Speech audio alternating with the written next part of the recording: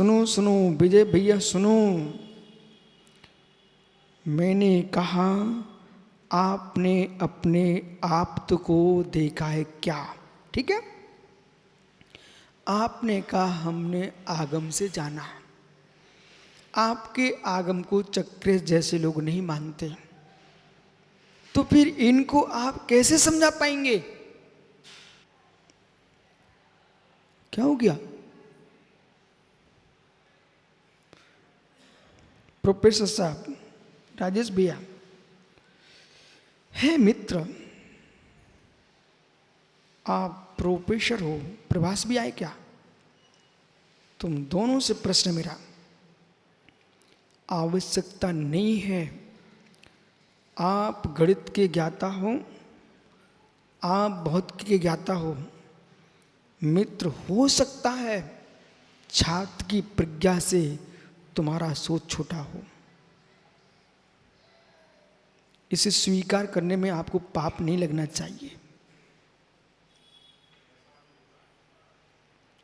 आप जो है, सुनना ध्यान से, आप जो है बहुत की पढ़ पढ़ के बोल रहे आप जो है गणित को पढ़ पढ़ के बोल रहे हो सकता मित्र ऐसा छात्र हो जिसके मस्तिष्क में रसायन झलकने लगा हो, ऐसा छात्र हो जो गणितीय सूत्र जिसके मस्तिष्क में झलक रहे हों। वो मित्र ऐसा भी हो सकता है जिसे आपने पढ़ाया था वो तुमको पढ़ा सकता है। ये बराबर है कि नहीं?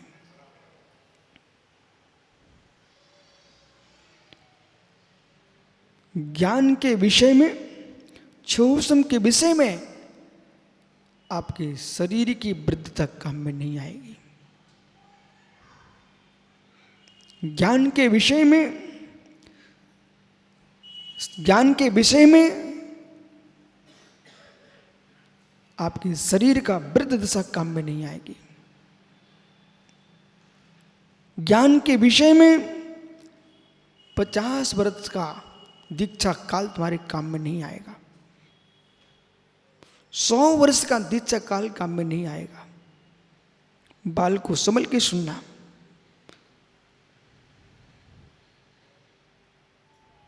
सौ वर्ष का दीक्षित श्रमण माला फेरते मिलेगा, और 8 वर्ष का श्रमण केवली बनते मिलता है। इसलिए राजेश यहाँ इतना घनत्वभूत विषय फैल चुका है, इसको समेटने में बहुत समय लग सकता है। उसको अभी से समेटना प्रारंभ कर रहा हूं मैं। हे जीव, ज्ञान के लिए शरीर का बुढ़ापापना आ गया है, ये आवश्यक नहीं है। ज्ञान के लिए 8 वर्ष का बच्चा है, कुछ नहीं जानता है, ये कहना भूल जाइए। प्राय करके वृद्धों में, प्रौढ़ों में ये शब्द गूंज जाता है, अभी तू बच्चा है, मुझे क्या समझा रहा, ठहर। इसके कारण देश उन्नति नहीं कर पा रहा। जबकि तुम्हें मालूम होना चाहिए, तुम बच्चे की बात मत करो, मैं पौधे की बात करता हूं। विजय भैया, उदाहरण, प्रतिज्ञा, हेतु, उदाहरण, उपनय, निगमन, ठीक? इधर आइए। प्रत्यक्ष प्रमाण, परोक्ष प्रमाण, स्मृति, प्रतिविज्ञान, तर्क, अनुमान, आगम, परोक्ष प्रमाण, ठीक?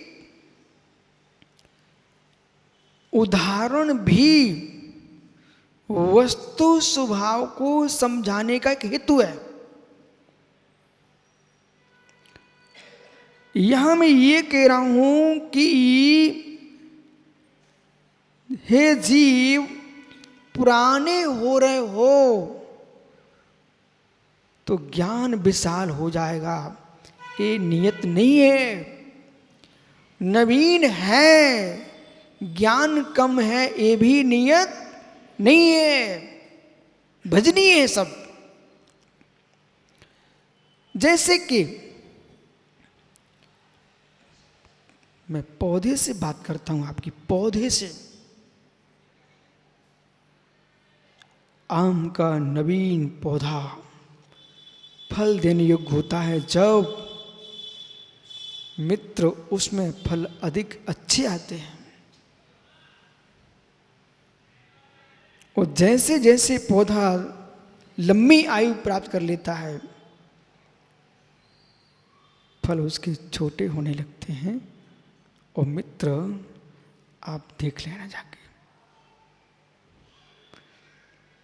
जो माँ प्रथम बार प्रथम संतान को जन्म देती है वो बलिष्ठ होती है, यदि माँ निरोग है, पिता निरोग है तो। पर जो संतानें वृद्ध अवस्था में जन्म लेती हैं वे उतनी बलिष्ठ नहीं होती। शायद न योगान न सर्वथा।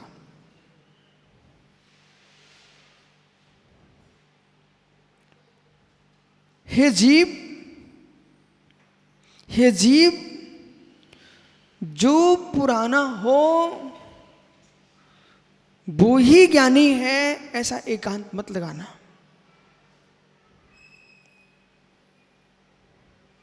क्षौषम है, प्रज्ञा है, मेधा शक्ति है, धारणा शक्ति है, किस जीव की कितनी अधिक हो सकती है ये उम्र का लिहाजा नहीं रखती है। ज्ञान के क्षेत्र में उम्र की परिभाषा नहीं चलती। स्वावरण क्षोभम लक्षण योग्यता ही प्रतिनियत मर्थम व्यवस्थापिति। बराबर। जिस जीव के, संजय भाई दोनों मित्र गोष्ठी कर लेना यहीं बैठे बैठे, इस बात की कि बेटा जितना सीख चुके हैं इसमें ताला मत डाल देना। जो सीख चुका है उसमें ताला डाल दिया है वो मृतक का चबूतरा है।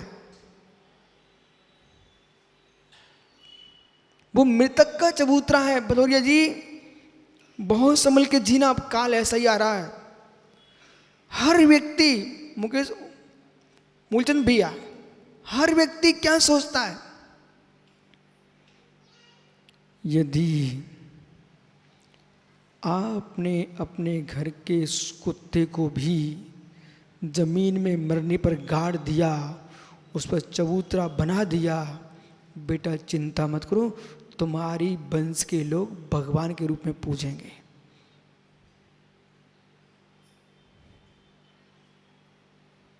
राकेश भैया कुछ बोलो ना, नहीं बोलोगे?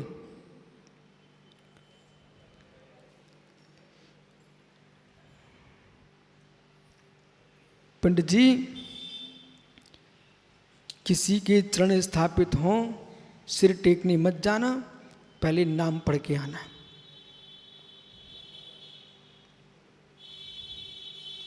किसी के चरण बने हुए हैं भदौरी जी, पहले सिर मत टेक देना, पहले पास में जाके देखना ये किसके हैं, कि साधु संत के हैं कि कोई गृहस्थ के हैं। बड़े बड़े राजा महाराजा हुए हैं, उनने अपने हाथियों की समाधि बनाई है। पन्ना में एक हाथी की समाधि है। एक जगह पुन कहाँ गए थे, उस घोड़े की समाधि थी, घोड़े की समाधि थी। तो किसी को अपना श्वान प्रिय, तो उसने अपने श्वान की समाधि बनाई है। परंतु एक ने ऐसे सिर पर रख दिया हाथ, तो भीड़ रहती है, सब हाथ रख के आगे बढ़ जाती, किसको नमस्कार किया पता ही नहीं है। इसलिए जितना तुमने जान लिया, अब मैं नहीं जानना चाहता, किसी को नहीं सुनना चाहता हूं। मित्र, आपने अपनी बुद्धि को मृतक करके ताला डाल दिया है। जब तक आप अनेक प्रकार के वक्ताओं को सुनोगे नहीं, तब तक आपको समझ में नहीं आएगा। आप यही समझ रहे थे मैं ज्ञाता बन चुका हूं, तब मालूम चलता है अभी तो मुझे और ज्ञान प्राप्त करना है। और जो जितना तत्व ज्ञाता विद्वान वक्ता हो उसको उतना कठिन बोलना चाहिए, जिससे कि जो सीखने वाले वक्ता हैं उन्हें बोध हो जाए अभी तो और पढ़ना चाहिए। बराबर, अभी और पढ़ना चाहिए। हम यही सोच रहे थे। विश्वास मानिए, मुनिराज हों, देश के आचार्यगण हों, विद्वान हों, इन सबको परस्पर में मिलते रहना चाहिए, जिससे आपको एक दूसरे की प्रज्ञा का बोध हो। हमारे देश के नेता विदेश में क्यों घूमते हैं? यदि नहीं घूमेंगे तो देश का विकास नहीं हो सकता। वे वहां घूम करके देखते हैं कि यहां क्या विशेषता है, तो धीरे से मालूम, यदि कहीं अनाज बहुत होता है तो राजेश भैया अनाज को तुम दिमाग में भर के नहीं ला सकते, पर विद्या को कोई देख नहीं सकता। वहां की विशेषता देख के आगे कि यहां पर 1 हेक्टर में इतना अनाज क्यों उगता है। तुम बोरे भर के मत लाओ, ट्रेनें भर के मत लाओ, विमान भर के मत लाओ, माँ दिमाग में, बुद्धि में वहाँ की विद्या लेके आओ। तुम यहाँ पर ज्ञानी गोदाम के गोदाम भर लोगे। जैसे हमारे कुंद कुंद स्वामी विधे गए, मित्र वे प्रज्ञा में भर के लाए। रह समझो। मालूम विजय, कभी कभी मेरे लिए बहुत सारे मुनि आचार्यों ने कहा आप गोमटेश क्यों जा रहे हैं, एक बार तो हुआ है ना। हम किस रहस्य को तुम क्या जानो। जितने आचार्य मुनियों से मिलेंगे हम, उनके भीतर के तत्व का बोध मुझे होगा, और कौन कितनी प्रज्ञा से भरा है ये भी बोध होगा, और किस आचरण में जी रहे हैं ये भी बोध होगा, क्रिया नए प्रधान है कि ज्ञान नए प्रधान है ये भी बोध होगा। बराबर। लेकिन चक्रेश विजय ने कहा मैं आगम से बता दूंगा। आगम नहीं चलता नास्तिकों के सामने, आगम नहीं चलता नास्तिकों के सामने। आगम तो आस्तिकों के लिए है। कुछ कहना विजय भैया? आगम तो हम जैसे लोगों के लिए है, जो इस बात को मानते हैं सूक्ष्म द्रुतम तत्वम हेतु नैवन्यते आज्ञा सिद्धम तद्ग्राह्यम नान्यथा वादनो जिना। भगवान जिनेन्द्र के तत्व अत्यंत सूक्ष्म है, किसी के हेतुओं से खंडित नहीं हो सकते हैं। आज्ञा सिद्धम तद्ग्राह्यम, जो जिनेन्द्र की आज्ञा है मुझे स्वीकार है। नान्यथा वादनो जिना, जिन अन्यथावादी नहीं होते हैं। ये विशुद्ध सागर कहेंगे, चक्रेश थोड़ी कहेगा। तो उसे आप कैसे समझाएंगे भाई? आगम कहने से काम नहीं चल सकता। पंडित साहब आप मौन क्यों लिए बैठे हो? 2 शब्द बोलना मात्र आपको, तो विजय की शंका का समाधान हो जाएगा। क्योंकि विजय भैया सोचते कि आचार्य जबरदस्ती खींच रहे, क्या खींच नहीं रहे, तुम्हें कोई खींच के ना पटक दे इसलिए समझा रहे हैं। आपको कोई खींच के पटक ना दे विजय इसलिए समझा रहा हूं। मित्र आप कितने ग्रंथ दिखाना, ये मात्र श्रद्धावान के लिए है। बराबर। लेकिन सामने वाला कहता है तुम्हारे आगम को कैसे जानूं, तो आपको आगम की सिद्धि करना चाहिए कि आप्त की सिद्धि करना चाहिए। पढ़े हो ना आप? तो जब नाम स्कूल में लिखाने गए थे, आपके नाम मात्र से काम चल गया था कि पिताजी का नाम लिखवाना पड़ा आपको? क्यों? पढ़ोगे आप, लिखोगे आप, पिताजी की क्या जरूरत पड़ेगी आपको? लिखाई पढ़ाई तो आपको करना है, पिताजी को थोड़ी करना है। यहां तक होता है किसी छात्र के पिताजी दिवंगत भी हो गए हों, तब भी नाम पिताजी का ही लिखा जाता है। बराबर है कि नहीं? कि मां का भी चलिएगा? हे मित्र, हे छात्र का नाम लिखाया है तो पिता का नाम, पालक का नाम होना चाहिए। जीव समझ इसमें रहस्य है। तुम बेटा हो, तुम्हारे होने की प्रामाणिकता क्या है?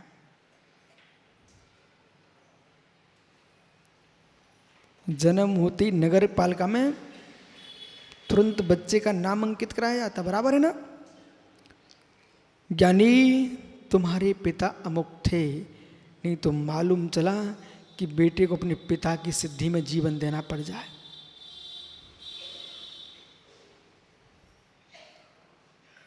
ये सबको मालूम रहता है, बिना पिता की संतान नहीं होती। पर कभी कभी दो आदमी खड़े हो गए, बोले मेरी संतान है, फिर तो आपको कोई दूसरा ही प्रयोग करना पड़ता है। इसके शरीर के अंश इस व्यक्ति के शरीर के हैं कि इस शरीर के हैं, उसका भी चयन, उसका भी परीक्षण होता कि नहीं होता? वो मैं सब समझ रहा हूं, आप क्या बोल रहे हो। उसका परीक्षण होता कि नहीं होता? बस से क्या नहीं, अब आप ठीक ठीक स्थान पर पहुंच रहे हो। प्रमाण के लिए, प्रमाणित करने के लिए भी प्रमाण चाहिए। प्रमाण की प्रमाणिकता क्या है? बराबर, प्रमाण की प्रमाणिकता क्या है? इसलिए ज्ञानियों, धर्म शास्त्र प्रमाण है, धर्म शास्त्र प्रमाण है। उनको प्रमाणित करने के लिए न्याय शास्त्र है। बराबर चक्रेश? धर्म शास्त्र प्रमाण है आपके लिए, उनकी प्रमाणिकता के लिए न्याय शास्त्र।